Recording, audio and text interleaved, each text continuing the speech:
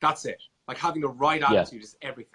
It doesn't matter if something really bad has happened. It's the fact that you're willing to fight and show up here and learn and anything like that's it. That's it. And that's, if anything, if everybody in the world was like that, we'd be so fucking happy and it'd be so much better. Oh, absolutely. You know, you just got to believe in yourself. Like, look, let's use Conor McGregor as an example, just being Irish. I don't know if you follow boxing or not. Actually, you want to see something cool? Oh, I'll show you this cool, right? Okay, I'm gonna bring you around the office. Actually, so show me this. I'm looking forward to this, man. If this is what I think it is, I'm fucking blowing my mind. Let's go.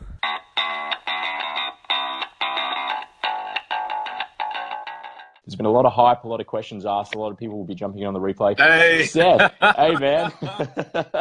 What's happening, buddy? We got there. Thank you so much for coming on board. No problem, man. No problem. Guy, and everybody who's watching, thanks for tuning in. Oh, yeah, 100%. Like, I was just talking shit while you were coming on board. So, I mean, like yesterday, while the guests figured it all out, it was 6 minutes of it. I just had to, like, waffle on. Okay. No problem, yeah, no, I appreciate it, man. Yeah, as I was just saying before with my lighting, I knocked one of them over just before. That's why it's all dark on this side, so there's glass everywhere. But the show must go on. I got a bit more lighting here. I actually had so we have like we have a lot of lights and setups in here, and I had it quite set up really well. So when I had to get my phone, completely wrecking my jam, you know? So much work. Don't worry, man. Your story speaks for itself. So you could have shown up like, I don't know, fucking like shirtless, and everyone was still listening to what you have to say. So, thank you so much for tuning in. So everybody, Seth Smith, he's done amazingly. He was actually an intern at a bank only 2 short years ago. He's now a CEO of a team of 7, a digital marketing agency. He's done really well from sevens himself. He once made $200,000 in only 14 days for a client. So that is an amazing feat. Seth, thank you so much for tuning in. Guys, if you're on the replay, just jump in, type hashtag Team R, letter R for replay, because we'd love to hear afterwards that you've seen the value here shared today. So, Seth, what we're going to do is just run through, man, you know, your story, what's going on, some value you can add. And then at the end, we always do the shameless promo. So, spit in as much as you want, man. Yeah, cool. Yeah. So just to come back on a few things, is the fact that my digital agency was an accident, actually. So when I say that, is the fact that when I originally started off, I started off selling eCommerce. And when I was actually entering the bank, I worked for about 9 months trying to start any type of company I could. So I completely understand the grind that people go through. And I completely get it. And like, I remember at one point I was trying to start 4 or 5 different companies and still doing the bank 9 to 5. And like, I would actually I went to a co-working space at nighttime and like worked every single hour I could. And then overnight, it was kind of like I found a winning product and I learned how to drop ship effectively. And that's how we brought a store to our first million. And then we brought another one. Yeah, so the thing kind of scaled on. And the 0 to 200,000 actually wasn't just for a client. It was actually for a partner. So that was actually we own most of that store. Man. Yeah. That's awesome. It doesn't matter. It's the same thing. But, it is. But, just the fact that you got that for yourself is awesome. Yeah, like the speed at what we can do it is, which is pretty incredible. Because once you have a winning product, and that's the big thing about e-commerce, is that people think it doesn't work. But there's a lot of elements to it. And we knew that this was a winning product. So going from 0 to 200,000 in, 14 days was not difficult. It just required a lot of setup. And it was actually a high risk kind of experiment because on the first day, of course. Like, we went from spending 0 to $4,000 or $5,000 a day on that account. And unfortunately, what's really sucked is that we would have hit 30,000 a day on that one store. But Facebook limited how much they allow us to spend because obviously, and it really sucked at the time. And now, what killed us is the fact that actually that product we had to stop selling it mid-December, actually earlier in December, because it wouldn't arrive for Christmas, and you can't. That's just a high risk side. Yeah, that's it. That's if you're drop shipping around Christmas, it's not fantastic because you have to stop a lot earlier. Oh yeah, absolutely. Like you really have to get everything in all your ducks in a row, and certainly suppliers just pull out or they sell out and they're like, oh, sorry, we're done. Like there's nothing you can do. But we'll make you an extra like 10, 20, 30 grand. They're like, yeah, sorry, there's nothing we can do. Yeah, exactly. Funny enough, like as in like, like it's amazing when people get into e-commerce the first time because they think that it's going to be overnight success.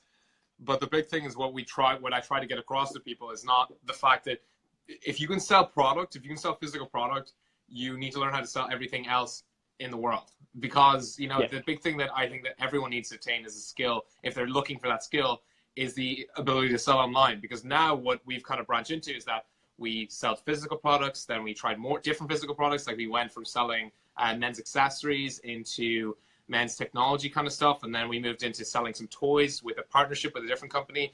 And then we went into selling. So like, and now cool. If anything, I'm kind of experimenting, and actually I do have an online course, and I did that actually more, again, I like experimenting, and we'll get into that later on, the reason. Of course, yeah. But being able to sell that, and now what we're branching into now is one thing we haven't actually attempted selling is selling software, and that's a new thing we're kind of getting into. So yeah, the big thing, everybody who's watching this video, is that, like, you know, don't chase trying to sell one product. Selling any product is the skill you're really after, and really, really focus on that, because that will put you in such an advantage, and means that you become what is a real entrepreneur, which is someone who can adapt to any situation and grow and find value where people don't see it already. Exactly. Yeah, no, awesome insight, Lau. 100% agree. So yeah, today, we've had a lot of people saying that they want to watch, and they'll be watching on the replay as well. So this will get you viewers. Yeah. So don't worry about I appreciate that. Yeah. Again, like for everybody who's watching this, just remember that nobody knew I existed about a month and a half ago. And actually, if I'm deadly honest, I tried about 5 months ago to do a Gary Vaynerchuk thing. You know Gary Vaynerchuk? Yeah. Man, who doesn't know Gary? I love Gary. Gary's great. Yeah, I mean, look, I like him, but wow, would it be exhausting to be next to him, because, like, you know, he is so, I think that actually, to the point that I used to be a bigger fan until I watched how he interviewed people, because he, like, when he interviewed Tony Robbins, it kind of broke my heart, because Tony Robbins was like, Gary kept interrupting him, and that upset me because I love Tony Robbins. Yeah, okay. So polite, and he's like, yeah. Yeah, I'll just wait. Say I. Oh, shit. But what I did try to do was I actually hired, I had 2 guys follow me around with a video camera, and cool. It was cool. I'm like, we actually saw that content. It was fascinating to see it, and I look back at it, and I'm like, wow, it was such a massive distraction. Because the whole thing with Gary Vaynerchuk and his video style is the fact that actually they're doing that so that Gary gets invited to be a speaker and gets paid. There's a strategy behind it. I went into it with no strategy, just like, I'll document it, which wasn't the correct approach. So shut that down within about 3 weeks, because it was just wasting too much time, and it was affecting everything in here.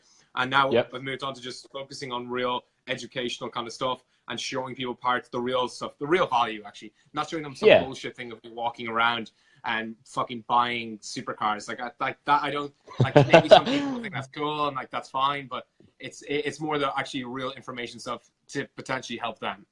Well, that's it, absolutely. And a little tip for if you're ever looking to kind of do that again is, so I listened to a podcast with him just recently, and what he does is it's not as scripted as such, where they just follow him around and he still just does his day-to-day, and then from there his video editor then makes it into a full show as such. So I heard him, like, he turned around and said, how much of today's podcast will I actually get input in? And the guy goes, none. So, if it's something that, you are really interested in doing. Hey, Katie, thanks for tuning in. Hey, Tina. So, if it's something that you're interested in doing, because obviously you've got great camera presence, then absolutely they film your day-to-day, and that way you can still offer that educational perspective without actually taking away any of your attention. And then the video editor will just do it all. And then, once you get used to and trust his style, then you can just be like, look, don't bother me with it, film it, get it done, hit play. I'm not even going to watch this, and it's still out there. So just a little tip for... I didn't quite have that, unfortunately. Now, I had 2 guys who were very good, but they just, again, you actually need a proper director. Like, you really go to one who just knows how to, like, I actually remember, I used to know his name. Do you know, what's the name of the guy who just Gary Vaynerchuk's the first guy? He's a funny name. The very first. Oh, shit, yeah. I do, but I don't. He always references them anyway. And, I know who you mean. Yeah. Or I don't know, but actually, if you're watching, if you can Google that for us, what was Gary's first video editor? I love doing this. Thank you so much, guys. Still is. It still is. Yeah. Okay, all right. Yeah, if you guys could be our personal Google there, that would be amazing. So other than that, I mean, I'm back. So again, going back to the whole point of the fact that, like, I completely understand. Like when you're growing a community, growing a group, look, at least you're fucking growing. Sorry, excuse my language. At least Man, fuck that. Go for it. Look, at least you're growing something. It doesn't matter what point it is at. And that's what I learned. Because, you know, I was like, oh, geez, oh, look at all these guys that have 50,000, 20,000 subscribers on YouTube. And I'm here with my 70 at this point, like, and, you know, now I'm learning how to grow that. And like, you know, like, yeah, like, man, look, you've got to start somewhere. And it doesn't really matter where it is. It's just as long as you're willing to fight for it every day and grow. Yeah. Yeah, absolutely. Yeah. And that's why this podcast, I'm trying to do it almost every single day because, you know, it's something I enjoy doing. And it's just a side hustle. Like, you know, this isn't a business. But it's just enjoyable. And the fact that, you know, I'm putting in that grind, doing it every day. Yesterday, when we had our guest, within the hour of that, by the end of it, we had 79 extra people join to the group. Wow. So, you know, in 1 hour, that's awesome. When yesterday, at the beginning of the day, I only had 300 members and now there's 380. So it's like, awesome. Congrats, man. Congrats. Thanks, man. So there we go. D-Rock. Thank you. D-Rock, yes. Thank you, John. Thanks, John. Champion. Yeah. I love this. Yeah, I actually got that from Gary where, yeah, he now gets the personal Google. So, yeah, thank you so much to everyone that helps us out. Okay. Oh, shit. So, yeah, Seth, so it's basically just it was an accident, really. You got into it. You obviously, you know, you found a product or a service. You knew how to market and sell that. So then you transferred that into a different level and a different, you know, basically service. So let me know when you know, when you first got started. So you were originally an intern. So let's go into a bit more about that because that's an interesting story in itself. Yeah, oh, it's funny, man. Like I remember even like they had me sucked in to actually wanting to be like a vice president. Actually, let me rephrase that. There's nothing wrong with that. I enjoyed being sucked into it. I enjoyed it, but the bit that actually, so there was an event that happened that changed it all. So effectively, it was I was in my eighth month. My eighth month. I just finished college. I had studied computer science and business, so I was invited to be part of their innovation center. And I know it's pretty. I say intern, but graduate. It's the same thing. It's like the starting position in a like. Yeah, you're getting paid. It's just you just started. Yeah, pretty much. Yeah. I know in America they do internships and it's quite different there, but here, you know, here it's I know you're not in America, by the way. well, technically I was actually born in the States. I don't think many know this, but yeah, I was actually born in San Diego, but moved over when I was little. Mom wanted to move over. My uncle lived here, so yeah, I still say mom, but I got the Australian accent. So okay, sounds good. But look, so I was in my 8th month of being in the bank, and what actually happened was I came in. I have very curly hair. I don't know if you noticed, but I have really, a little bit. Curly hair. But I had it super curly, and I was deciding to kind of grow it out or whatever I was doing. It didn't really matter. Like an F. I remember my big manager. My manager was like, "What's this kind of?" And I remember being like, "What's wrong with it?" And you said something along the lines of, "I think you should get a cut. I think like you know it's better for because we have clients coming here." And I was just livid. Like nobody. Oh man, you'd be mortified. Yeah. Yeah, like as in, like, you know, you don't, like, and also it was the phrase he did it and just the way, it was just the culture that was behind that. And then I started seeing it more of the unhappiness that was present in my group of what the company I was in. It was unhappy. Like, people were unhappy in there. And, like, you know, people were literally running at the door. Like, you'd see people, like, looking at the clock, like, 4:45, like literally staring at it. Like, it was unbelievable. I was just like, this is so negative to be around this because... Now, that's not to say there was some people in the office who were fantastic, and if anything, I love being around them, and that's that's how they make it worth it. It wasn't a matter of me getting sucked in. Yeah, but it's just the fact that you need to be around people who are passionate about what they're doing. It doesn't matter what it is, and this is it. Like, you know, not everybody is suited to being an entrepreneur. I couldn't help it in the terms of like what I was doing because actually I was there trying to start so many other companies. Like everyone can believe the fact that I would get up early. I get up at 5, 6 a.m. to try and like get my store going, and I do stuff before I go to work. I was in work at 9 a.m. or whatever, 10 a.m. and I would work till 6 p.m. I went to the gym, then I go back on my computer till 1, 2 a.m. and I was sleeping 4 or 5 hours for guts of like that was like six or 7 months. Yeah, I was doing it, and that's not even an exaggeration. Like I rarely went out. I was like, because this is what I want. I knew that I had to build something. I just knew that there was something here. So I was in the bank. It was my 8th month, and that event with the hair thing happened. And just the next day, I was just like, right, something has to change. And so I started looking around, you know, I started looking at other positions, and then I decided, you know what, I'm going to take 2 weeks of my holidays. So I had like 4 weeks of whatever it is, you know, the holiday period. And I took 2 weeks off, and I spent those 2 weeks immersed in Facebook ads. Like, I mean, okay, I'm like, yeah, literally like 14-hour day. What? Not 14 hours, my hours. More like 18-hour days. Like literally, like I literally just like 14-hour days is like that sounds easy nowadays. Like, and it's a holiday now. yeah, well, like you know, the thing is, and also like you don't have to work really long hours or anything. It's just the fact that I absolutely am addicted to what I do. I love it. I can't think of anything in the world I'd be better at, and I also love it. Like I know, like I said, there's obviously everyone has a vision of what they want in the future, but I know what I'm doing right now is gonna kind of build up. But anyway, the fact was I was working nonstop for 2 weeks. I remember like it was 2 weeks, and I went back to the office for a week, and I was kind of launching a little bit of traction. And then on Friday, I think it was like the 20-something of February or March. Actually, it was March. And I remember so specifically, I was going to a friend's, and we went out that night. And I'd launched a product about 4 hours before, and I was like looking at my phone, and like these sales are coming in. Okay. And I'm like, okay, wait, maybe this can't be right. Okay. I went to like my computer, and actually, by the way, this was the 10th product I had tested. So I understood what dropshipping was, and I started trying to work it out. This is the 10th product I tested, and trial and error, my man. Like you got to fail forward, 100%. Yeah, like I said, and I mean, I fucking like I also had the most stupidest approach to all this, like literally like work hard instead of working smart. Like and I actually remember I did during those 2 weeks, I did purchase like a really, really small course. It wasn't really a course. It was like those 3 training videos. It was like €50 or something. I bought it because but then it got me experimenting, which was the real thing, which makes you gives you a huge advantage. And I remember that night, and I remember I got back. I was intoxicated pretty much, and I got back. Oh man, you're at a party, like you got to enjoy yourself. Plus you're Irish. Yeah, well, I think there's plenty of time to enjoy stuff, but this was like the first time I'd gone out in the year, and this is March, and went out and came back. I remember looking at my phone and like being addicted, went to my laptop, and I was like, this is unbelievable.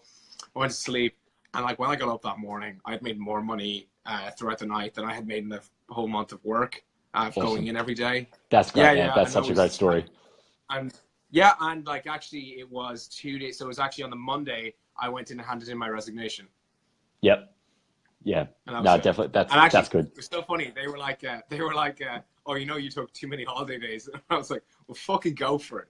Like, take it. Like, I don't care. Like, yeah, it's pocket change now. Like, well, no, not only that. Just like I was like, look, they didn't get the fact that I was like, so a lot of people would leave a position like that, like, because, you know, they go somewhere else and they're trying to get as much money out of a corporation as possible. Yeah, of course. Yeah. No, of course. Because actually, because like if anything, like money should not be a motivator. Money is a great thing that comes with it. But I've seen it like when I have personally been in projects where I've chased the money, ultimately it just always ends in not a positive way, and it's not a good way to build a company. You should build a company focusing on building a community and building a product and I know like I'm actually starting to learn this more and more now, but it's like when you build a product or your company, you want to really, really work out how you can build something that allows you to spend, like, for one thing is creating a real strong community that grow your company is great, and not so that you're like the lazy entrepreneur that lives on the beach or wherever the fuck they like doing. I don't like that style. What I like is someone who actually, you know, I like someone who's actually, you know, worked out a way so that they can focus their 8-10 hours on a really, you know, new growth opportunity or learning a new platform to advertise. That's a cool entrepreneur to me, and that's actually what I try to do with my companies. And just because I don't believe but the big thing that I have not done enough in the past is focus on growing a community, and that's what 2018 is about with the new companies we built. Awesome. Yeah, no, that's awesome. Because I'm a big advocate of virtual assistants, so it can essentially help free up a bit of your time so you can focus on business development, whereas you can get those to do, you know, your day-to-day stuff. So, we know that. Yeah. Just saying, man. We know that. Yeah. But it's just good, you know, if you can work hard and smart at the same time. You know, if you're going to do one or the other, I mean, working smart's fantastic, but you're still only going to succeed so far. Whereas if you can really amalgamate the two and work hard and smart, you're going to work, you know, it's going to work so much better for you. So like the other day, I did go down to the beach, but I took my laptop and I just sat there and I worked. It's not like I sat there and like fucking suntanned or whatever, you know, like I got English and Scottish in me. Like, I can't suntan, I'm going to burn. Like, so, I think also like, cool. Just to follow on that point is that the entrepreneurs who chase the the working for 1 hour or 2 hours a day lifestyle. I actually, yeah, like I don't think that actually that's I don't think that's a fun lifestyle. Now, maybe some people enjoy that. I really just wonder what you do for the hours. Yeah, exactly. I thought that the whole thing about you wanting to run a company or being an entrepreneur is that you're exploring new things. It's not like, and like guys, honestly, I've met guys who what they want to do is be an entrepreneur and they want to work 2 hours a day and they want to play video games for the remaining 12 hours. And like, look, there's nothing wrong with doing that, but it doesn't really kind of stem back to what the real origin or the meaning of the word is. And that's not, it's nearly like I want to be it's a lazypreneur. I love that. I do love that. I've never heard that before.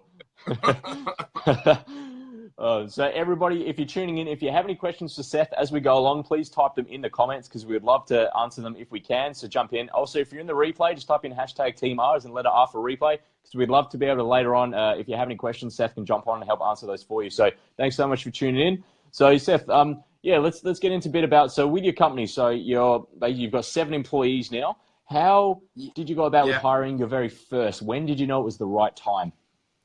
Oh, great question. So I actually I remember I was going for about 5-6 months and I moved into essentially a co-working space.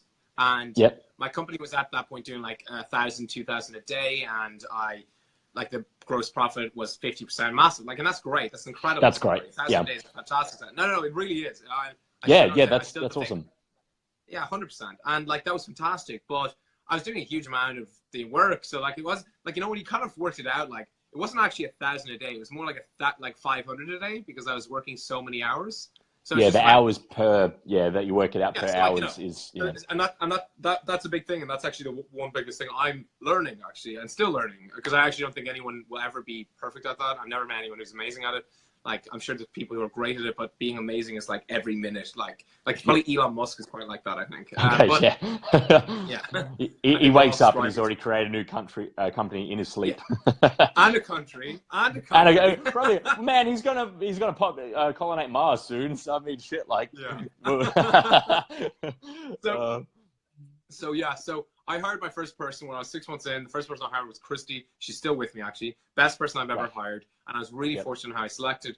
I remember actually hiring someone now, fortunately, in that situation, that wasn't a big thing. But actually, if I'm dead honest, is the fact that I had 12 people on my team about 4 or 5 months ago. And I actually scaled back from that as contracts ended. And also I decided some people weren't suited to the company anymore. And the reason being, but it wasn't so much to do with the performance of the business, even though there was certain projects that were just not working, and hence that's business.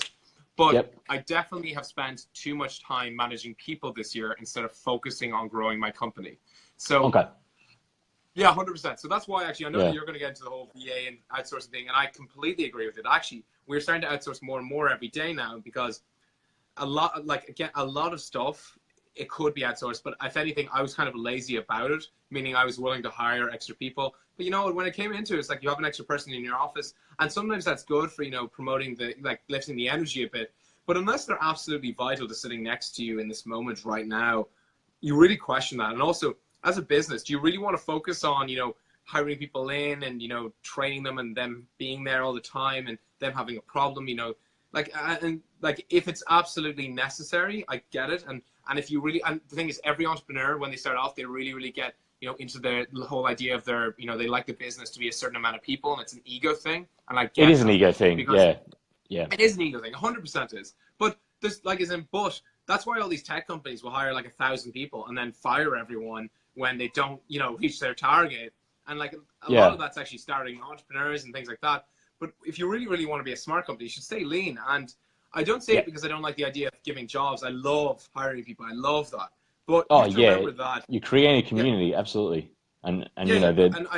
I love, of course I like people. I wouldn't be talking right now if I didn't like people. But the big thing is the fact that a lot of the operations you're doing, you really should be hiring people for specific skills that you really, really can't either automate or outsource. Because again, more people means more people, more problems, more money, more problems. It literally is. And I hope this isn't coming across as a negative approach to hiring people, because I really do love doing it. But not at all. yeah, I'm just thinking about it even yourself is like any business you've been in, the turnover of people, rehiring people, it's a lot of work. And unless, like, so if I am actually starting a new software company in about 3 months, 2-3 months. And we've outsourced a lot of the development for that. But if that takes off the way, well, I'm very, very confident it's going to really. What's the name of it for everyone listening in at home? I can't say that yet. Oh, fair. Okay, all right. Yeah, no, cool. I'm trying to give you a sneaky plug in there, but that's cool. No, I really appreciate that. I really appreciate that. But I guarantee, I'll honestly, when it's launched, I'll come on here because anyone who's in e-commerce is going to increase their revenue by 5 to 10% with it. And by the way, in e-commerce, that's fucking massive. Yeah, that's huge. That's astronomical. And it's completely an automated tool, and it's nearly it's incredible. But okay, so I'm not going to get into that because I'll get too excited. Okay. The thing is, if I'm starting that company and that kind of takes up, I need a lot of technical help. And even though I did study computer science and I did do that, is that actually I would actually be hiring a CTO for that company. Because you need people in-house, absolutely, yeah. Yeah, I do for that kind of company. I really do. But for some of the customer support, it can be outsourced. For some of the day-to-day stuff, which is online, or for example, you don't need someone a really, really interesting one, which we're going to start doing is with another course we're launching, is we are going to be putting subtitles on it. That's something that you can outsource really effectively. Yeah, and actually putting subtitles on it because I had someone reach out to me who is deaf, and I was like, oh, for fuck's sake, why can't they? I was annoyed at the fact that we don't have that accessibility. And actually, the platform we're using for our current course doesn't even have a subtitles feature. Hence, we're moving to a different one because I'm really passionate about the fact that there you have someone who's trying to learn and I'm fucking making it inaccessible when it's actually really easy to make it accessible. It really doesn't cost much. It's really simple. So that whole thing will be outsourced. Cool. And that's one because I am a big on VAs, but at the same time, don't get me wrong, if you can have in-house teams that they're really valuable, they're going to help with your just general work ethic, or not yours, but everyone else's, because you're never going to have anyone as passionate as you within your business. Yeah. But if you can find team members that grow with you from day one and they're almost as passionate as you, they're going to be so valuable. That's 1,000 times better than getting a VA. Hands down. It's just VAs are great for certain things, but for your business culture and your company culture, if you can get people in on the ground floor, or even if it's, tier 2, tier 3 where you're at, if they can start in with you and they're growing with you, they're going to stick around. Just like you said with Christy, you appreciate her so much because she's been with you from the beginning. So, sure, I'm an advocate on VAs, but I'm just as much, if not more of an advocate of having an in-house team if you can afford it. And also if you find the right people, because if you're just getting people just for the sake of having more staff, and so, I got 12, I got 20 employees, it's an ego thing. When I was working full-time in corporate, being a medical practice manager, and I had all my side hustles, at one point I had one full-time VA, 2 part-timers, and then a guy doing odd jobs for me. It's I didn't need that. I was I've got 3 employees and they do some things, but it's just I'm just dropping cash, so it can be such an ego thing as well. So getting people in to work with you, next to you as well, that in itself, you can just say, hey, Christy, I've got a quick question. They're like, oh yeah, no worries. What is it? Whereas if you're getting a VA, it's a case of jump on there, time frames, wait, and all that sort of thing. So yeah, man, 100%. Yeah. There's one thing. There's one thing. Ben asked a question there. Ben Wilson, am I still drop shipping? Yeah, we do have a lot of drop shipping stories. What we do is, again, the thing about drop shipping is the fact that people think, I've actually just made a video on my Facebook page. I'm not linked through this, so this is my personal one, I think. But we obviously can't go through a Facebook page. Yeah, no. But on my Facebook page, I just did a video, actually, Is Shopify Dead? And I talk about the fact that drop shipping is still working, if anyone's worrying. It does work. We're generating a lot of money doing it. Now, the thing that puts it at a less competitive advantage, or a competitive disadvantage, actually, is the fact that people can quickly copy your company and things like that. They can be an issue. But if you're good at selling, you should have the next product ready when the competition is coming to you.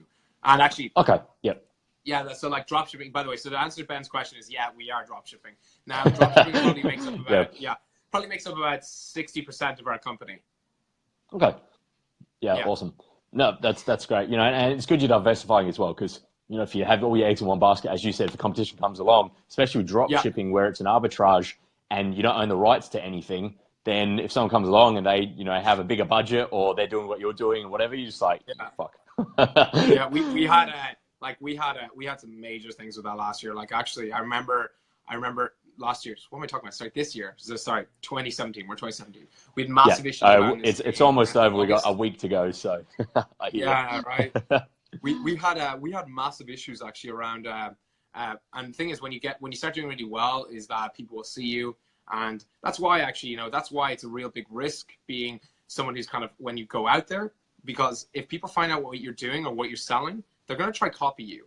So the only advantage you need to have is that you need to stay lean and you need to be agile. You really do. Yeah. Like, you need to have a company, and that's why actually VAs are so good for dropshipping. Because look, business is business, but you're going to have situations where all of a sudden products are going to start dying down.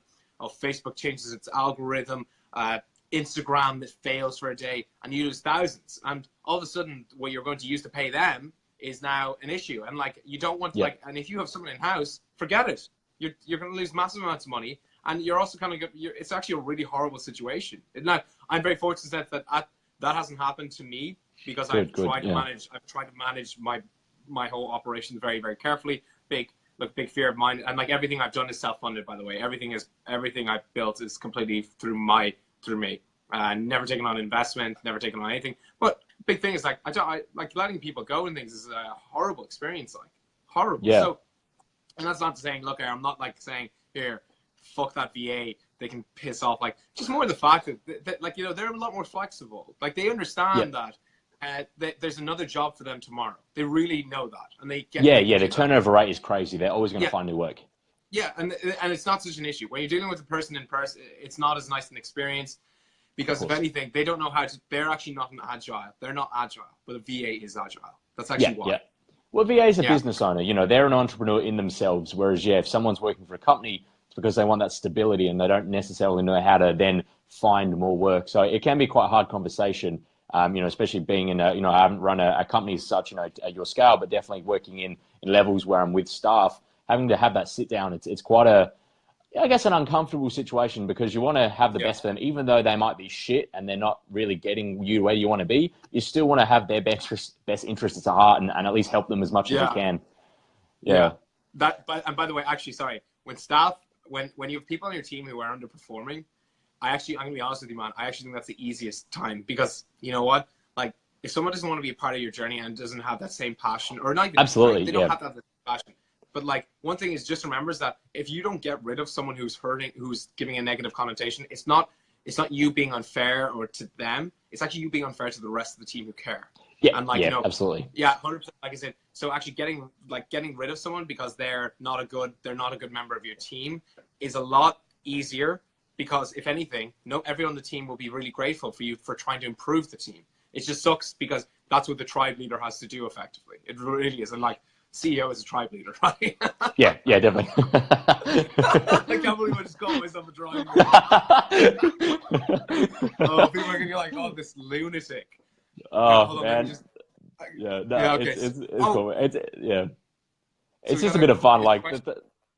We got a question here? So sorry, I think we've got oh, no, sorry. Oh, Trey. Blanco here. Just want to say thanks for being responsive to accessibility for your customers. Yeah. Trey, of course. Big thing. Big thing. Of course. That's a bit, look, I don't, I really, really stand with this. And actually, it's the same attitude towards I see with personal trainers, is that I don't give a shit what your situation is, as long as you have the attitude. That's it. Having the right attitude is everything. It doesn't matter if something really bad has happened. It's the fact that you're willing to fight and show up here and learn and anything. That's it. That's it. And that's, if anything, if everybody in the world was like that, we'd be so fucking happy. And it'd be so much better. Oh, absolutely. You just got to believe in yourself. Look, let's use Conor McGregor as an example, just being Irish. I don't know if you follow boxing or not. Actually, you want to see something cool? Oh, I'll show you something cool, right? Okay. I'm going to bring you around the office. Actually. So show me this. I'm looking forward to this. Man, if this is what I think it is, I'm fucking blowing my mind. This will be great. You got? Yes! Yeah. That was awesome. I thought you might have him a photo or something.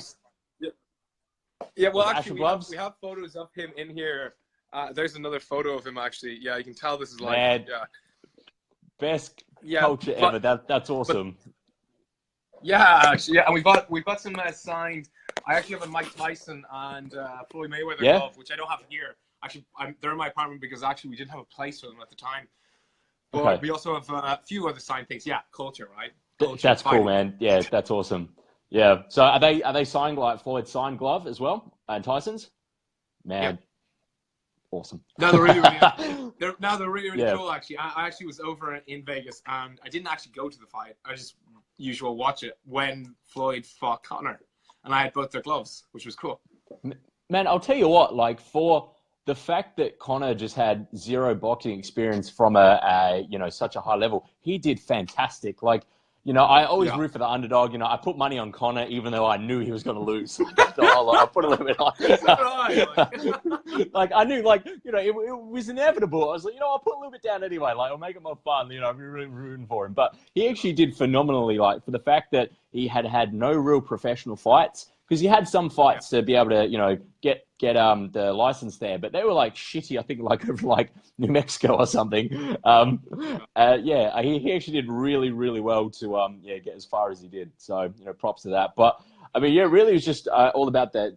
Going back to the mild segue from where we got off. But yeah, his attitude of just believing in himself and just the culture around him is just getting everyone just fanatics like you and I. Like it's if you can get people motivated like that, then it's just the culture around you is going to be so much more positive and more really just moving forward in such a positive manner because of the mindset. So yeah, no, that's cool. So Seth, so let's have a look. So with you got your course coming out. So with that, I'd love to know, because we'll definitely get into the course as well about a bit of what it is, but with I guess so many courses out there, and I guess so many digital agencies and like that sort of thing. Because obviously you're doing fantastic. You're the real deal. How would you recommend for those that may be looking to hire out an agency or get a course to really be able to determine what's real and what's bullshit? Like, do you have any advice on the listeners there? Yeah. So. I'll answer those two questions there. They're kind of two questions, yeah. Yeah. So let's get into it. So let's start off with agency. When I started, I actually went to agencies and I said, could you do this? Could you do that? And to be perfectly honest with you is the fact that all of them said they could do it. Like all of them did. Okay. All of them said they could fucking sell my product. Of course they did. Like, of course. And this is it. Like, because they were willing to work with what they thought were the real results, even though I was like, well, the real results were sales. And this was the first company where I had bought inventory stupidly.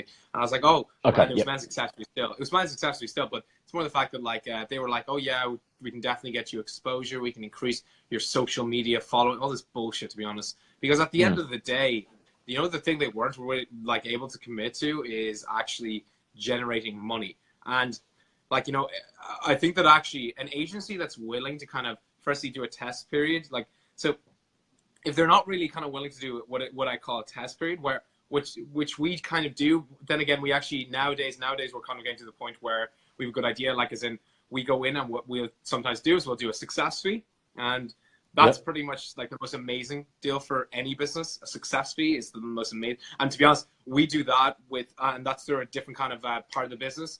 But we've only done that twice now, and of course it's worked out really, really well. But there's going to be a time where it doesn't work out well, and we do it with selected people because, if anything, we knew the product was really good already in the physical world, so it was about translating that to the online world. Yeah. So the big problem with a lot of these agencies is the fact that they might, if they have a test period and they say, oh yeah, it's going to cost you whatever $1,000 or maybe $1,500, and we're going to run a test over 3 weeks. We spend $700 on ads, and the other $700 goes for us to cover our expenses. Like, that's a really, really nice opening, if I'm honest. I actually think that's a really fair like approach, because if someone's not willing to actually I'm gonna get the next thing, but it's like if someone's not willing to kind of learn how to sell online, that's absolutely fine. But you're gonna put yourself in a position where you're not gonna know kind of what they're doing, and if they're coming back to you being like, oh yeah, we exposed you to 1 million people, like nobody gives a shit. Like, absolutely. Like, it's an ego thing. Like, who cares? Yeah, like if you go, I tell you what, I'll go outside right now and I'll shout, "Get your free, get an iPhone here, get an iPhone here." And like, there's no point if I'm shouting it at everyone and they don't want it. Like, this is it. So the whole idea of the fact that I think agencies struggle with is actually the ability to really target and sell something, because getting someone to give a credit card over or give any sort of payment over is difficult. It's really, really difficult. And like 100%. So then like, and I actually think that a marketing agency is just a sexy thing right now. Same with being an entrepreneur. It's a sexy thing. It's really, really cool. You know, everyone wants to run a marketing agency. But, you know, if you come and you see someone who's like, you know, trying to, like, real marketing is actually about the ability to kind of create offers, to create like a kind of a ruthlessness towards getting a sale, actually, and trying to understand how the brand can be positioned to get that sale or get whatever it is, conversion, whatever it is. But if the agency isn't willing to firstly work on your results, and secondly, they're not kind of willing to do a test period or take on some of the risk. So when I say take on some of the risk is that, you know, like, so like if they're like, oh yeah, it's $2,000 up front, and then you have to pay for the ads, and then you have to, or whatever it may be. Like, some of those agencies, look, some of them are really good, and if they're working with companies which are similar to yours, then of course you're in a much safer zone. But unless it's like, and like I'd really be rooting down, like trying to be like, can you show me a company that's very similar to mine that you worked with? That's a good question to ask. Second, great question. Do you have a testing phase? And then thirdly is that, thirdly, what did I say thirdly was? thirdly was the fact that, like, I think, I fucking lost my chain of thought. Firstly was the fact that making sure they do a testing phase. Second is asking the question, do they have a similar agency to you? And look, thirdly, just make a judgment call, like, and like, go learn a little bit before you jump into bed with someone, like, honestly. Yeah, that's it. Because, I mean, impressions don't mean shit. And yeah, as you said, you know, you could yell out in a crowd of people, and depending on how loud your voice gets, you know, 50 people could hear you. But it's irrelevant if those 50 people are all diehard Samsung fans, and you're yelling out, "Oh, get an iPhone," or, you know, get this I don't know, great female crop top, and it's a bunch of blokes. It's like, well, what's the point, you know? Like, and getting customers to actually pay something is crazy. So, like, I don't know if you know the show Rick and Morty. I had a drop shipping pop-up store last year when the new season came out. And what I noticed a lot of people were doing, and I mimicked that, was you'd offer them a free gift, but it wasn't technically free. It was 1 cent. So then they still had to put their credit down because it showed that they were committed to something. And then not only that, for 1 cent, I'm now buying email addresses for 1 cent plus my ad spend. So then I had an email list of all these people, like Rick and Morty fans, that are willing to spend something. And it's like, well, if they can spend 1 cent and then I retarget them a few different times, then they're going to buy whatever else I'm selling. Or, you know, after 2 or 3 emails, hey, I noticed you didn't buy this, but are you interested in this, and that sort of thing. So, you know, getting customers committed is just what it is. Like, you know, who gives a shit about impressions if it doesn't lead to sales? Yeah. No, I 100% agree. Yeah, so that's the little things about agency. Look for those kind of things. So the second thing was what we were going to talk about was the course. So a lot of guys are selling online courses. Like, let's be real. Look, and to be honest, well, they're trending. Selling it, and the they're reason helpful, they're selling but it is that but they are trending.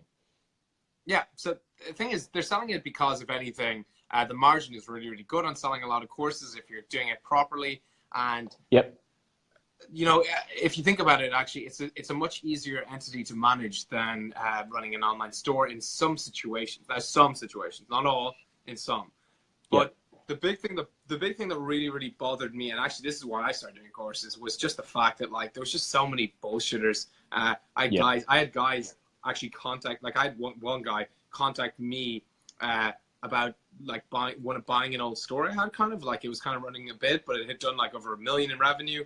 And he contacted me, and like he told me he wanted it for XYZ reason, but then I very quickly find out that actually he wanted it to show other people that he had achieved this success in business.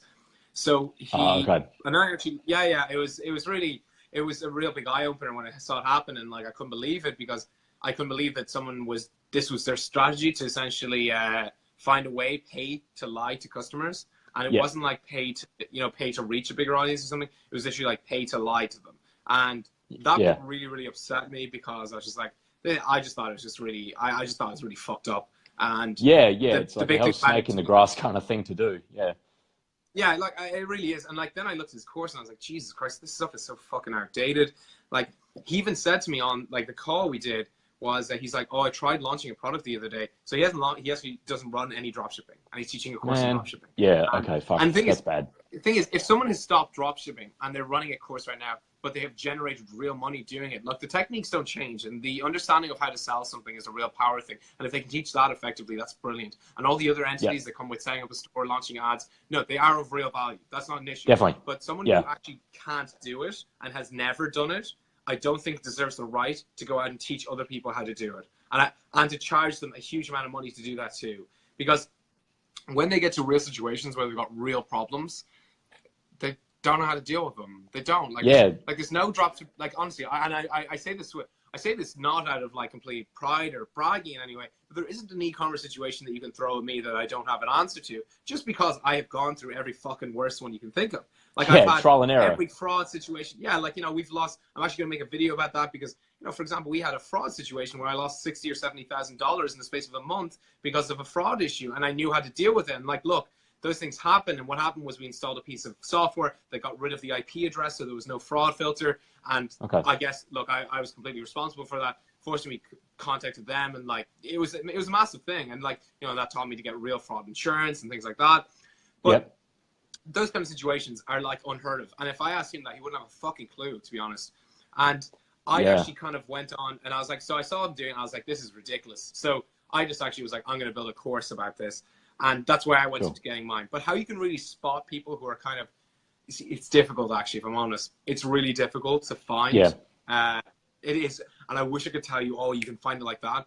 But unless someone like has been somewhat, and it's difficult, like even some people I'm sure will look at me because I didn't exist to the internet really a month ago. I really didn't. And I kind of got into this. But the core, like everything I teach, like, you know, I give out a huge amount of content, and I know that everyone in the e-commerce soldiers Facebook group, they see how much engaging I have an answer for every question because it's quite easy for me. And not the fact that I don't enjoy the challenge, but you know, there's nothing they can put at me that I won't be able to answer. And that's actually one thing I'm seeing that people are messaging me is the fact that they're like, wow, it's amazing. Actually, Shopify gurus or whatever they're called are always don't seem to be able to answer these questions. So give me, and give me some bullshit answers and like say to me, I'm going to get $1,000 a day. Look, those kind of things happen with having a lot of experience behind you. And I really, really think that anyone who's kind of telling you so essentially it's the get rich quick scheme guys have worked out that they can be a Shopify is a great way to sell a product. And look, there's lots of guys who are going to be called fraud who actually aren't frauds, but they just had students who just weren't willing to work at it. And that's going to happen to me too, by the way, Ross. Of course it's going to happen to me. But I know if it's a small percent, it doesn't matter. Like, look, 90% of my community at least are going to be super, super excited. And if anything, if someone doesn't have success from a course or something, they should still learn something massive, which is essentially the art of selling. And that's the big thing that we try to get across, actually, is that it doesn't matter what product you're selling. It's like working out, like, you know, the way you just said there, we worked out we could acquire leads and then we could build them into a lead list and we automated that list. And then we found out another way, that bit right there. If someone could do that and get their head around the fact that, okay, this model is not working, next model, next model, and like never stop. And like, I guarantee you, anybody who does that, you will be successful. You will be 100%. It's not absolutely. You just got to be willing to pivot. That's all it comes down to. By the way, to answer your question, there isn't really a way to determine it, unfortunately. I know. I wish I could. I wish I could tell you, we have. You could go buy this radar that like beep beep and like, you know, stops them from buying the course, but there isn't. Just one thing is the fact that try and do as much research as you can into the person or whatever it is, and maybe actually join their actual Facebook group and look at how they interact with their community. That's I was going to say that. Comments is a big thing. Absolutely. Sorry to cut you off there, but just like with yesterday, I saw one of your sponsored ads, and I guess now that because of that, Facebook's targeting, so I'm getting all these sponsored ads coming on my newsfeed. And there was one guy that came up. I won't mention his name, but I've seen him before, and he very well may be successful now, but on his YouTube ages ago, he said, I made fucking, what was it, like $400,000 in this amount of time. And the comments were like, well, some guy was like, well, look, I'm working this out, and you've got X comment numbers on your newsfeed, you've got X amount on your Facebook page. How is this possible? And then yesterday I saw a sponsored ad from him, and some guy commented, goes, why do you keep turning off comments? I was like, that is a massive... We're going to talk about that after this, okay? Yes. I'll just... Is that a guy from the UK that you're thinking of? Yeah. Yeah. So, man, like... Okay. We'll get on a call after this, but yeah, absolutely. Like, it just... And it's like, that is a huge red flag right there. Like, that is an alarm bell. If someone is running sponsored ads and commenting on an ad boosts your organic reach and you're turning them off, there is a massive reason for that. Yeah. So, it's not, like, so look, it just goes back to like, do a bit of research. Even like, even actually anyone who sells courses, I'm pretty sure they'll let you into one of their Facebook groups. Go into the group and look at how people are interacting. I hope that like, as in, I didn't actually even announce that I'm kind of coming into this group. I just literally, because to be honest, we did this very, very quickly in a matter of hours. Yeah. But one big thing is the fact that like, just go into the group and look around, like, and like even tag them. Like, I don't think actually messaging them is the best way. Like, and sometimes people message me, and maybe that converts them into believing in me. And like, I've had some people like really get like emotional about messaging me and like, asking me serious questions. I'm kind of like, look, if you're not feeling comfortable about this, it's okay. Like, I'm not going to try and sell something to you you don't want. Like, I really am. Like, this isn't my core business. This really isn't. Now, I actually think that what we do with our next product could become a massive business for us, and we're kind of focusing on a different type of we're going into more Facebook ad stuff, because I think that actually we're gonna we are going to teach a huge amount in e-commerce, but now the next stage is, can we every company, because every company I've worked with, I actually worked with I just did it for fun, kind of, was it selling he's selling himself, he's a solicitor. His ads, like exploded, like honestly, like as in he's a friend, actually a friend of mine, and I did it. Cool. I was like, look, give me your account. We're going to do a two-day experiment. I hung out with him Saturday and Sunday. We launched it, and he's just at a different level now. He's like, and like he's constantly thanking me and everything. Actually, and funny enough, he'll be in the testimonials of this other course that we're doing. Cool. Because it's the fact that you can apply the art of selling to any business. It doesn't really matter what it is, and that's maybe what we want to focus on more. So we will have an e-commerce section, which is what I came from, but trying to branch into the fact that, look, it doesn't matter what you're selling, this stuff works. Because I had someone ask me the other day, can you sell people? And I was like, what do you mean? And they're like they have a hiring company, you find jobs through it. That kind of, I was like, like, of course you can. Okay. You could, and it's the fact that like, look, the art of selling is what we're kind of going to, and Facebook ads. We have a big Facebook ads course coming out, hopefully called Rocket Ads, and that will be launched in February, March. But we have our e-commerce academy, and actually, everyone who gets into that Advanced E-commerce Academy will probably get upgraded for nothing. Like, as in, like, and the big Facebook stuff is like on the way. Yeah. No, that's cool. So we had a question there from Trey. Okay. See, how much experience do you have before you felt confident enough to offer a course without feeling like an imposter? I feel like only people with 10 plus years have the right to offer a course. Trey, I'll certainly let Seth, answer that one for you in a sec. But I mean, 10 plus years is a long time, man. Like, look at Seth, for instance. He started his business only 2 years ago, so it doesn't necessarily mean that you have to put, yes, to be an expert, you have to be putting in the hours, but for someone that's, say, putting in, 14, 16 hours a day for 2 years, comparison to someone putting in 3 hours a day for 10 years, well, that person, isn't viable. And so, it's certainly, because I'm an advocate of courses, but A, if they're good, and B, if they're the right fit for you, and then C, just to make sure that they're full of the right information, because, I'd never say to someone, buy this course or whatever. Courses are great because a lot of the stuff can be free information on the net, but it collates it all so you can, get it right there. So then you're not spending time or wasting time looking for all that information. So, to put an arbitrary number on it, like 10 years, I wouldn't really say is a good way to look at it. But certainly, it's a fantastic question in regards to how much experience should you have before you offer a course. So, Seth, I'll let you jump in there, man. Great, thanks. So, Trey, like I get the way the whole year's experience used to be a part of it, but that was when people would only work a strict amount of hours and they'd work a certain amount of time. 9 to 5. I guarantee you. And that okay, maybe if that was my lifestyle, maybe it actually would have taken me 6 years to get to this point. But if you just use me as an example, is the fact that like last year, I think I probably took I actually just didn't really take any day off. Like, actually, if I'm honest, I probably didn't work for 3-4 days of the year. So I was on my computer, doing work on my business for about 360 days of the last year. Like, I genuinely didn't. I went abroad once, but I still had my laptop with me, still worked 4 or 5 hours or whatever it was. And that's because I love my business. This year, I went to Vegas. Vegas for 2 days was the only 2 days I didn't look at my laptop for 5-6 hours, and the traveling of it. And that was the only time I left. So like, I've worked probably 350 days this year, maybe. And that's not because I'm an absolute lunatic and I have nothing better in my life to do. Which it is quite, it really is actually. But you're passionate about it, so it's you're enjoying what you do though, so it's a different story. It's not like, oh, I fucking hate this, but I need to get done. Like, it's a very different story.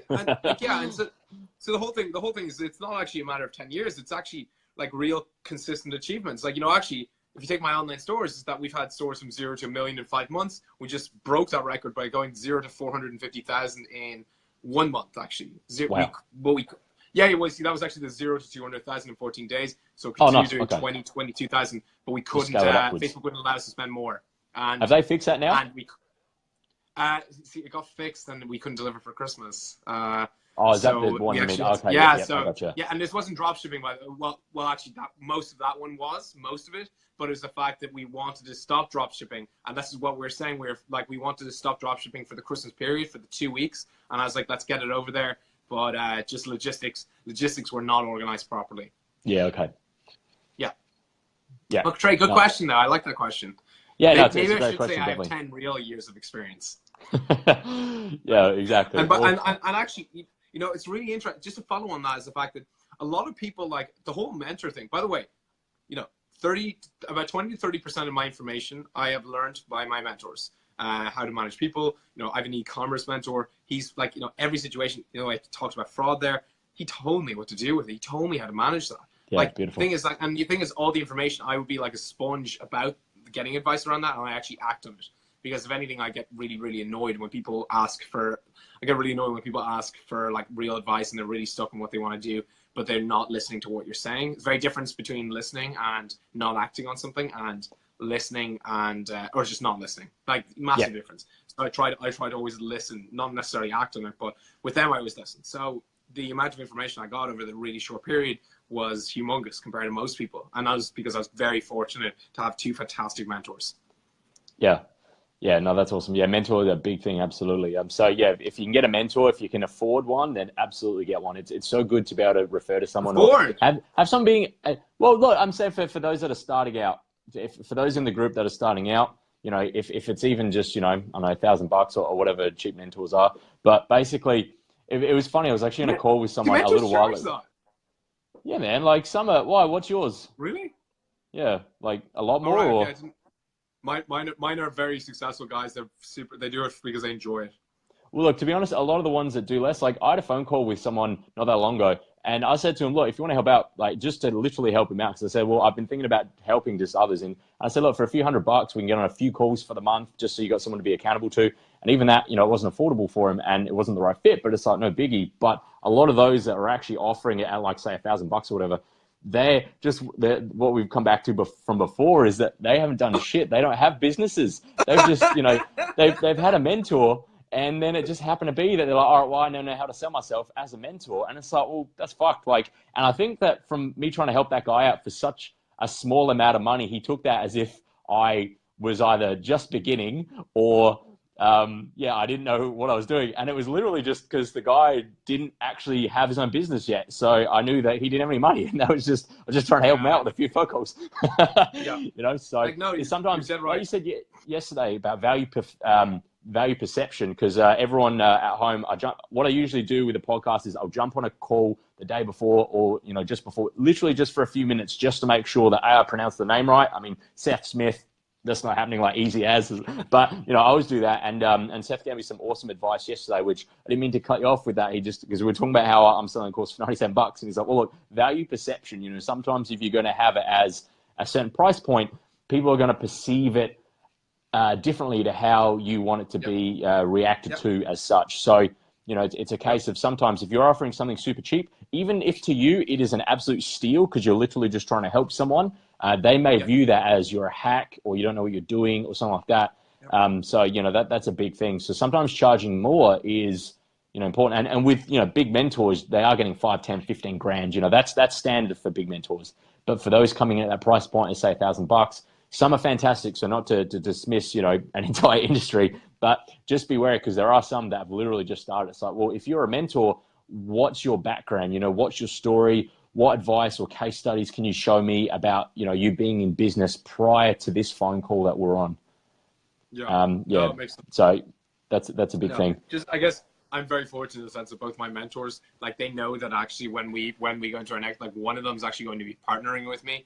Well, not partnering, taking a part, like, kind of a, let's say, for example, it's going to be a software company. I actually want him to be involved, and he will become kind of a partner, but it'll probably be based on actually him going and getting a certain section of the business. So it's kind of like you look, you have a business, and then someone concentrating on the enterprise section, let's say, and getting real things. Different facets, like, and it all comes together. And the thing is, that's what he's got. And the fact is, now I'm hoping that him and I are now going to get massively paid off for all that work he did with me. And like, I will never, like, you know, this is it. And I know for a fact that both my mentors will get a massive portion of whatever they want, and they get all my time when I can give it. And now I'm at a level where I can actually help them with their businesses. So it's become more of a symbiotic relationship. Yeah, exactly. You know, it's not just exchanging lessons for money as such. It's more now you've really amalgamated together and symbiotic relationship, which is awesome. Yeah, no, awesome. So Seth, I guess last question before we jump into everything you're offering here. Where would you see your company now? This is a question that I was asked to ask you. I don't basically it's where do you see your company headed? Like, this isn't something I typically ask, but someone asked me to ask you, so I was like, fine. Okay. we'll throw that in. Okay, yeah. Like, where is my company headed? So what will happen is that, so we have obviously Kamosi, the logo's like there. We have Kamosi, which effectively was actually the umbrella company is what we started off with, but it's slowly kind of turned into an agency. And what will really happen is in the next 12 months, and like, I actually think that, we have certain goals, but all the goals I'm trying to focus on are not necessarily on just revenue numbers. Of course, everyone has revenue numbers, some idea of them, but we're really focused on this time is actually building more sustainable companies that have, massive user bases. And what we're trying to do is, like, we're going to focus on kind of creating a bit of software over the next 12 months. So that's my first time running a software company, actually. And I'm excited about that challenge, like, crazy excited. The area that I'm building software around is one of my most knowledgeable areas. So it's not as challenging. I guess it's just more the fact that it's just running a software company. What it does, the value it adds. So selling it is going to be a completely new experience for me, which I'm really excited about. And I think that will put us at a really big advantage, is that other guys, I think there's one or two guys who are doing this in the space. I know there's one or two guys in this space doing this, but I don't think they're selling it effectively. So we're going to really focus on building a software company. And we're also going to really focus on actually building kind of a courses element into this whole company, because, to be honest, the reaction I'm getting is crazy. And I was kind of like, wow, if we can kind of replicate this, for other businesses, and like some, two of the students, right? Two of the students who are actually, two of them based in Ireland, have, from the Advanced eCommerce Academy, are now running the Facebook ads for two other businesses. And I was like, that's incredible. That's great. Like, they've actually, regardless of what happens with their e-commerce stuff, they've applied the information. Yeah, and I was like, this is crazy. I was like, this is amazing. I was like, so maybe we can actually do something bigger, because actually what I really like is, and this is going to be like, I'm trying to get rid of all the agencies, but you know what is the fact that I actually think a lot of them aren't giving you enough value. And I think they slowly release information, they slowly do it instead of letting you have the full thing and growing the company with them, because they're not in a success space like you are. So like the question be like, and the thing is, like, as humans, we will never want to jump, even if someone comes and says, we'll get you $1 million in revenue tomorrow, but you just pay us 100,000 right now, they still wouldn't pay the 100,000. Like, they just wouldn't. They wouldn't. And a lot of people won't get that. I'm like, I'd be quite different. I would understand that, because I can see us doing it to other companies. But what we will really focus on is creating the courses so that actually we can enable other people to grow their businesses. That's a real big thing. And our piece of software is about complementing the courses as well, to some extent. And what we will continue doing is building some stores. We have a few really big store ideas in the pipeline, but they're actually, one of them is going to have like proprietary, a product and hopefully proprietary software around it as well. So we're going to have our products, our e-commerce stuff, our software stuff, our courses stuff. And then there's one more piece here, which is kind of like, actually just like us implementing all these for a big company if they want to work with us. So there's four parts. So like this big one, by the way, is such an early stage experiment. We've done it with. You're right. This big one just here. Yeah. Yeah. Well, just the hand gestures you were doing. I was just laughing at that, but. Yeah. Well, so I was just trying to get one. So it's like. I know. Our scores. For everyone at home, Seth's fist is right by his hand. It's just moving left and right. But anyway, sorry. Everyone's like, why is he so angry? Oh no! I was thinking like that, like a little, little Friday night enjoyment. Okay, so So do we? Okay, that's good. Yeah, so that's where the business is going. Yeah, we are going to focus more on building communities this year more than generating revenue. Really want. Like, I think that actually great companies will focus more on making powerful communities of people who are really passionate about their products, and that's something we haven't done enough of, to be honest. And now we're going to focus on that this year. Yeah, no, that's awesome. All right, no, so Seth, thank you so much for coming on board, everyone. Seth Smith, everyone. So. It's been fantastic. If you're on the replay, if you can type in hashtag Team R, letter R for replay, just so we know you're on here. That way, later on, if you've got any questions or anyone else ask questions in the thread, Seth can always answer them later on. So, Seth, now we come to my favorite part. It's called the shameless plug. But no, how do people get in touch with you for all this awesome value that you've shared? Like, how do people get in touch with you, whether it's your Facebook group or anything that you're selling or offering to really help educate them, really? Yeah, look, so I think you should actually jump on my advice of having a look around my Facebook group if you have any interest in, like, if anyone has any interest in getting into e-commerce, my course, the one I have, the Advanced E-commerce Academy, it's called Advanced E-commerce Academy. It's really focused on taking an absolute beginner to becoming an expert. The information in that course is pretty much what I've learned over the last 2 years, concised into 80 or 100 videos or so. And inside of the academy, the whole thing is the fact that regardless of what happens with your e-commerce store, the skills you should have from that should be just out of this world. Like, as in, just some of the stuff in it, people are like, look, I'm not trying to show, but I'm really not. It's just that there's just things that I've worked out. No, man, you've done amazingly. Like, you have the right to say it. Yeah, absolutely. Yeah. Yeah. So if anything, I'd like them to just go join the Facebook e-commerce soldiers group, because the e-commerce soldiers group, is kind of just the e-commerce community we have. We have, obviously, for Advanced E-commerce Academy, when they join, they go into a separate private students group where they get a lot. I actually will probably give a lot more kind of real big secrets in the trade, like trade secrets, like massive ones. But to be honest, in the just the standard e-commerce community, go look at the interactions, look at how I engage, and you can just see that, like, the whole element of a real coach is there, and that's one big thing we're trying to get across. Of course, you can go like my Facebook page, which is just type in facebook.com/Seth Smith CEO. And then you can drop all your links afterwards in the comment section if you want to just drop them all in there. Yeah, absolutely. That way it's easier for people to be able to find you.